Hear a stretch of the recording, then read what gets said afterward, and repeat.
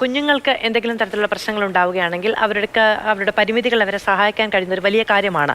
മാതൃഭൂമിക്ക് ഈ സമൂഹത്തിലെ വളരെ പ്രധാനപ്പെട്ട ഒരു വ്യക്തിയുമായി ചേർന്ന് അത്തരത്തിലൊരു കാര്യം ചെയ്യാൻ സാധിച്ചു. അത് രമേശ് ചെന്നിത്തലയുമായി ചേർന്നാണല്ലേ. നമ്മളൊരു വാർത്ത കൊടുത്തിരുന്നു.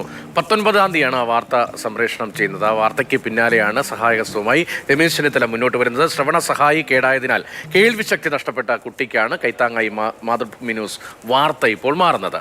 ലക്ഷങ്ങൾ വില വരുന്ന ഈ ഉപകരണം വാങ്ങി നൽകാൻ തയ്യാറാണെന്ന് കോൺഗ്രസ് നേതാവ് രമേശ് ചെന്നിത്തല അറിയിച്ചിരിക്കുകയാണ്. കേൾവിശക്തി ഇല്ലാതായതോടെ കുഞ്ഞിന് സംസാരശേഷിയും നഷ്ടപ്പെട്ടിരുന്നു. ഏതായാലും വലിയ പ്രതീക്ഷയുടെ ഒരു ക്രിസ്മസ് കാലമായി തിരിച്ചുവരവിന്റെ അല്ലേ, അങ്ങനെ ഒരു ക്രിസ്മസ് കാലമായി ഇത് മാറട്ടെ എന്ന് ആശംസിക്കും. അമ്മ പറയുന്നത് കേൾക്കുന്നില്ല.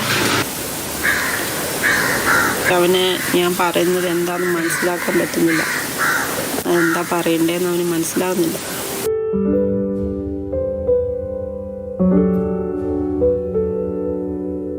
ഞാൻ മാതൃഭൂമി വാർത്ത വെച്ചപ്പോഴാണ് അഭിനന്ദൻ്റെ സ്ഥിതിയെപ്പറ്റി എനിക്ക് മനസ്സിലായത്. അപ്പോൾ തന്നെ അഭിനന്ദൻ്റെ കുടുംബത്തെ ബന്ധപ്പെട്ടിട്ട് ശ്രവണശേഷി അദ്ദേഹത്തിന് വീണ്ടെടുക്കാൻ ആവശ്യമായ സഹായം ചെയ്യണമെന്ന് എനിക്ക് തോന്നി. ചെറിയൊരു കാര്യമാണ്, പക്ഷേ അദ്ദേഹത്തെ സംബന്ധിച്ചത് വലിയ കാര്യമാണ്. അത് ചെയ്യാൻ കഴിഞ്ഞതിൽ എനിക്ക് സന്തോഷം. ഇങ്ങനെ ഒരു വിഷയം പൊതുജന ശ്രദ്ധയിൽ കൊണ്ടുവരാനും എനിക്കത് കാണാനും ഞാൻ ഇടപെടാനും അവസരം ഉണ്ടായതിന് മാതൃഭൂമി ന്യൂസിനെ പ്രത്യേകം അഭിനന്ദിക്കുന്നു. നിശബ്ദതയുടെ ലോകത്ത് നിന്നും പുഞ്ചിരിച്ച മുഖവുമായി അഭിനന്ദ് മടങ്ങി വരികയാണ്. ഇനി അമ്മേ എന്നൊന്ന് വിളിക്കണം. ആ വിളി കേൾക്കാനായി ഒരമ്മ മനസ്സ് കാത്തിരിപ്പുണ്ട്. രമേശ് സാറിനെ ഞങ്ങൾ നേരിട്ട് വിളിച്ചിട്ടുണ്ടായിരുന്നു ഹെൽപ്പ് ചെയ്യാനും. അപ്പോൾ അതിൻ്റെ ആൾക്കാർ ഞങ്ങളെ വിളിച്ചിവിടെ വന്ന് അന്വേഷിച്ച് എല്ലാ കാര്യങ്ങളും ചെയ്തു തരാമെന്ന് ഞങ്ങളോട് പറഞ്ഞിട്ടുണ്ട്. ഭയങ്കര സന്തോഷം. കോക്ലിയർ ഇംപ്ലാന്റ് ചെയ്ത അഭിനന്ദന്റെ ശ്രവണ സഹായിയുടെ പ്രവർത്തനം നിലച്ചിട്ട് 6 മാസമായി. സംസാരശേഷി നഷ്ടപ്പെട്ടതോടെ പഠനവും കുറഞ്ഞു. 5 ലക്ഷത്തിലധികം രൂപ വരും പുതിയൊരു ഉപകരണം വാങ്ങാൻ.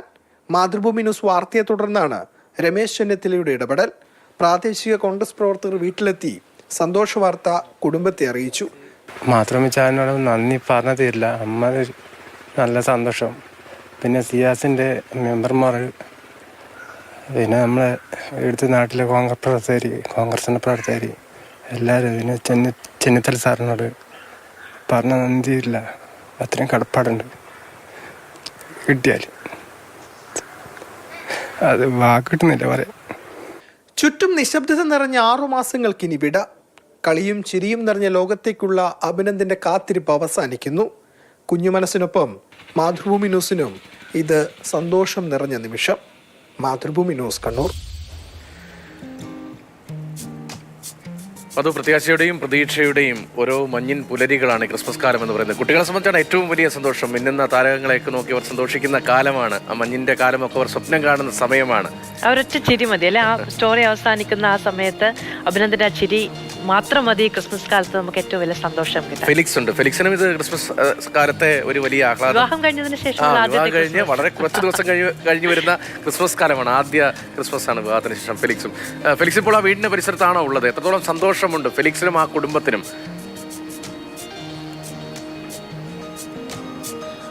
രതീഷ്, തീർച്ചയായിട്ടും രതീഷ് സൂചിപ്പിച്ച പോലെ തന്നെ കുഞ്ഞു മനസ്സാണ്. ആ കുഞ്ഞു മനസ്സ് നൊന്താൽ നമുക്ക് എത്രമാത്രം സങ്കടം വരുമെന്നറിയാം. അതുപോലെ തന്നെയാണ് ഈ കുടുംബം. ഇരിക്കൂർ പെരുവളത്തുപറമ്പാണ് ഇവർ താമസിക്കുന്നത്. ലക്ഷ്മണൻ ചേട്ടൻ, അഭിനന്ദിൻ്റെ അമ്മ സ്മിത. ഏതായാലും ഇവർക്ക് വലിയ സന്തോഷത്തിൻ്റെ ഒരു നിമിഷമാണ്. ഏതായാലും ഇങ്ങനൊരു ഇടപെടൽ ഉണ്ടായിരിക്കുന്നത് തോന്നുന്നു. ശരിക്കും സന്തോഷമുണ്ട്. എൻ്റെ മോൻ അത്രയ്ക്കും വർത്താനം പറയാതെ ഒതുങ്ങി കൂടി വീടിൻ്റെ ഉള്ളിലേക്ക് ആയിപ്പോയതായിരുന്നു. അപ്പോൾ വർത്താനം ഒന്നുമില്ല, ചിരിയില്ല, സ്കൂളിൽ പോകാൻ മടി, അങ്ങനെയൊക്കെയുള്ള ഒരു ഇതിൽ നിന്നുമാണ് അവന് ഈ ഒരു സന്തോഷ വാർത്ത കേട്ടപ്പോൾ അവനോട് ഞാൻ ഇന്നലെ അത് പറഞ്ഞിട്ടുണ്ടായിരുന്നു.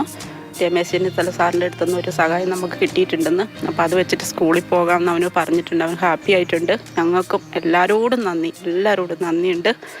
എന്നാ എനിക്ക് പറയണ്ടേന്ന് അറിയത്തില്ല. അത്രയ്ക്കും നന്ദി. ഒരു 6 മാസമായിട്ട് ഇതില്ലാതെ ഇരുന്നിട്ട് ആ ഒരു കഷ്ടപ്പാടുകൊണ്ട് ആരോടാ ഇത് പറയണ്ടേന്നൊന്നും അറിയത്തില്ലായിരുന്നു. അപ്പോൾ മാതൃഭൂമി ചാനലിൽ കൂടി ഒരു വാർത്ത വന്ന് കണ്ട് അങ്ങനെ ഒരു വിളിച്ച് എല്ലാ സഹായവും രമേശ് ചെന്നിത്തല ചെയ്തു തരാമെന്ന് ഞങ്ങൾക്ക് ഉറപ്പ് തന്നിട്ടുണ്ട്. അതിലൊരു സന്തോഷമുണ്ട്. ഏതായാലും ഈ നിമിഷത്തിൽ ഈ സന്തോഷം പങ്കുവെക്കാൻ രമേശ് ചെന്നിത്തല തന്നെ നേരിട്ട് നമുക്കൊപ്പം ചേരാമെന്ന് അറിയിച്ചിട്ടുണ്ട്. അദ്ദേഹം വാട്സാപ്പിൽ വീഡിയോ കോളിൽ ബന്ധപ്പെട്ടാൽ ഇവരുമായി നേരിട്ട് സംസാരിക്കാമെന്നാണ് അറിയിച്ചിട്ടുള്ളത്. നമുക്ക് അദ്ദേഹത്തെ ഒന്ന് വിളിച്ചു നോക്കാം. അപ്പോൾ രമേശ് ചെന്നിത്തല തന്നെ വാട്സപ്പ് കോളിൽ ഇവരുമായി സംസാരിക്കാൻ എത്തിയിട്ടുണ്ട്. സാറേ കേൾക്കാമെങ്കിൽ നമുക്ക് ഈ കുടുംബം നമുക്കൊപ്പമുണ്ട്, അവരോടൊന്ന് സംസാരിക്കാം.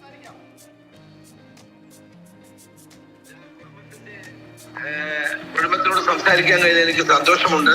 മാതൃഭൂമി വാർത്തയിലൂടെയാണ് ഞാൻ ഈ വിവരം അറിഞ്ഞപ്പോൾ എനിക്ക് വളരെയേറെ അത് പ്രയാസം തോന്നി. അങ്ങനെയാണ് ഈ ഒരു ഉദ്യമത്തിന് തയ്യാറെടുത്തത്. ആ കുടുംബത്തിന് എല്ലാവിധ ആശംസകളും നേരുന്നു.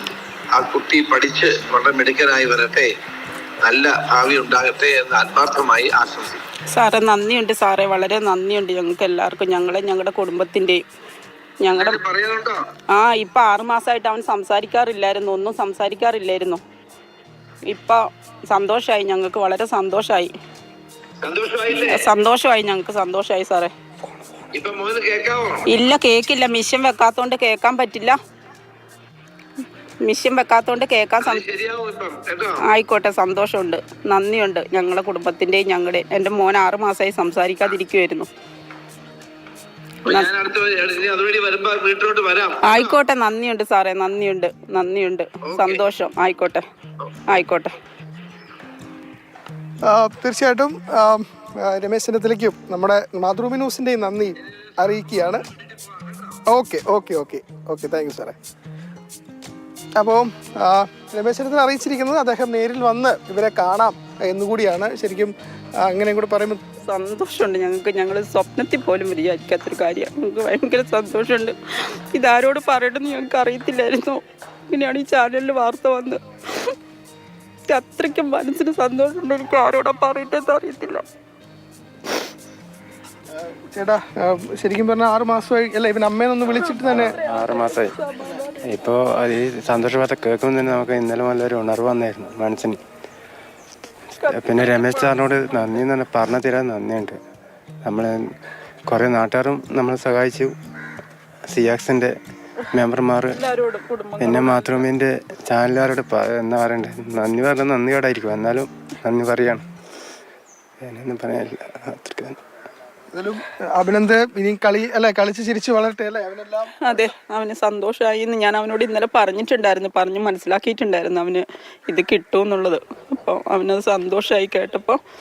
എനിക്കറിയില്ല എങ്ങനെയാണ് നന്ദി പറയേണ്ടത്. സിയാക്സിൻ്റെ അവർ ഒത്തിരി ശ്രമിച്ചിട്ടുണ്ടായിരുന്നു പല വഴി കൂടെ. എന്നിട്ട് അവരാ ഞങ്ങളോട് ഇങ്ങനെ നമുക്ക് ചാനലൊന്ന് കൊടുത്തു നോക്കാമെന്ന് പറഞ്ഞിട്ടാണ് ഇങ്ങനെ ഒരു വാർത്ത കൊടുക്കാൻ ഞങ്ങൾ ഇതായത്. നിങ്ങളും ഞങ്ങൾക്ക് വേണ്ടി ഒരുപാട് പ്രവർത്തിച്ചു.